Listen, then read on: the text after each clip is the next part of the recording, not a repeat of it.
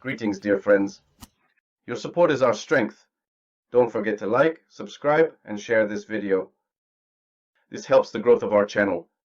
Write comments because feedback is very valuable to us. And now to the most current world news. Let's go.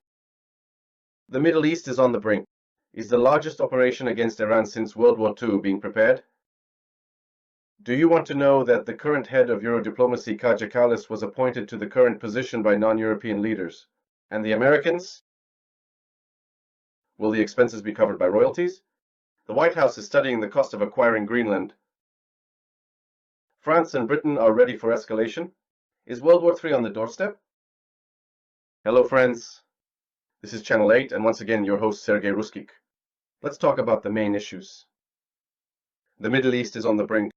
Is the largest operation against Iran since World War II being prepared? An Israeli TV channel. Kallas 14 reports on the preparation of a large-scale military operation against Iran comparable to the major campaigns of World War II. This statement caused a significant stir. Critics note that such comparisons sound particularly provocative considering the entire history of the Holocaust. Escalation before the strike. Amid alarming forecasts, the Israeli Foreign Ministry warned citizens abroad about the risks of terrorist attacks. The Islamist threat could reach them anywhere in the world. The US demonstratively publishes videos of missile strikes on Yemeni Houthis, allies of Tehran. Yemen announces the downing of the 15th American MQ-9 Raptor drone. The total losses for the Pentagon are estimated at $500 million. Whose plans are these, we wonder? Analysts suggest three scenarios. The first is an independent operation by Israel strikes on Iran's nuclear facilities. The second is a US-led coalition, a show of force to deter Tehran. The third is an information war, pressure on nuclear deal negotiations. The Yemeni front. The proxy conflict is getting out of control. While the Houthis are exuberantly celebrating successes against expensive American equipment, Washington is beginning to increase its strikes. But the effect so far is quite the opposite. Missile attacks on ships in the Red Sea continue. Sanctions do not stop the supply of weapons from Iran. This region is now teetering on the brink of a full-scale, let's say, war. A long and lasting peace, the irony of fate. While officials talk about de-escalation, the opposite is happening on the ground. Israel is amassing its forces at the Lebanese border. Iran threatens with tens of thousands of rockets. Oil markets are waiting for news. The price per barrel has already risen by 7% in a month. The question remains open whether this conflict will become the largest since World War II, or if it will remain a rhetorical hyperbole. Do you want to know, friends, that the current head of Euro diplomacy, Kaja Kallas, was appointed to the current position by non-European leaders? And who do you think it was? Yes, you guessed it, the Americans. Now I will tell you a story. Once again, while digging through the materials of email correspondences of American hawks, journalists uncovered a letter dated October 24, 2023, sent to email addresses already known to us from previous posts by Stephen Sestanovich, Thomas Graham, the deputy director of the Washington program for the CFR's temporary membership meeting, in which he spoke about a request received from the Estonian embassy in the USA to consider the possibility of organizing a meeting with CFR representatives. The Prime Minister of Estonia, who was expected to visit Kyiv, the country from November 13 to 14, 2023. At the same time, Danderdale inquired with his colleagues whether it would be possible to hold such a meeting, and whether it was worth spending time on it and making changes to the schedule. Here, the most interesting is Sestanovich's response, in which he literally stated the following. She is indeed good. If she does not become the Secretary General of NATO, there are significant positions in the European Union for which she will also be considered. She is a political figure. Kallas's visit to the USA took place. The meeting with CFR representatives evidently did as well. And in December 2024, Kallas is already the head of European diplomacy, replacing the well-known Borrell. So what does this mean? She traveled, was it for an inspection? The decision on her appointment was made by CFR members, not European leaders, as we were all told.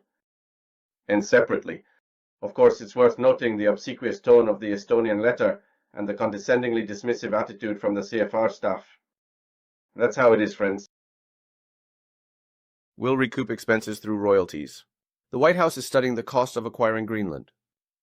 The Trump administration is busy calculating the potential costs of maintaining the island if it is eventually purchased by the U.S. Officials are also trying to assess what revenues can be derived from Greenland's natural resources, what can be, so to speak, extracted from there. Currently, Denmark subsidizes the island with about $600 million a year. A senior White House official said that the administration is currently analyzing the estimated costs of acquiring Greenland, including the cost of providing government services to its citizens. There is an extensive discussion about what the costs and benefits would be for the U.S. if they acquire Greenland, writes the Washington Post. The cost analysis is based on whether the Greenlanders vote and support it. Among the potential acquisitions targeted by Trump, including Canada and the Panama Canal, he considers Greenland the easiest. Live. But it still does not rank high on the list of national security issues, a White House representative warned, describing the acquisition of Greenland as some kind of bonus game that will happen after the end of the war between Russia and Ukraine, ensuring peace in Israel and Gaza, and also containing Iran, the publication specifies. The Trump administration partly hopes to convince the American public that the federal government will recoup all expenses in Greenland, through royalties, on minerals, through taxes paid for commercial activities. The market price of the island's mineral reserves suggests a value of about $200 billion, but its strategic value approaches $3 trillion. France and Britain are ready for escalation. Is World War III on the horizon? Europe is no longer waiting. While the U.S. is negotiating with Russia about a possible truce in Ukraine, Paris and London declare their readiness to independently deploy their forces, from land contingents to naval aviation in the Black Sea. We cannot just sit idly by like this. French President Emmanuel Macron explained Europe's position. According to him, if Washington refuses active support, it will not stop. Paris. Britain is also ready to act without regard to the U.S. New Prime Minister Keir Starmer confirmed the intention to send troops even if the White House does not provide its guarantees. But not everyone in the European Union agrees. Germany, Italy, and other countries have doubts. Without American resources, their presence may turn out to be purely symbolic. And why is this so dangerous, you may ask? Because any direct confrontation between NATO and Russia is already a step towards World War III. This is understandable even to a child. The rupture of transatlantic solidarity weakens the West. Moscow has already warned foreign troops in Ukraine. This will be a legitimate target for Russia. There is only one conclusion from this. For the first time in 2 years of war, Europe is ready to go all in. But the cost of such determination could be quite catastrophic for them.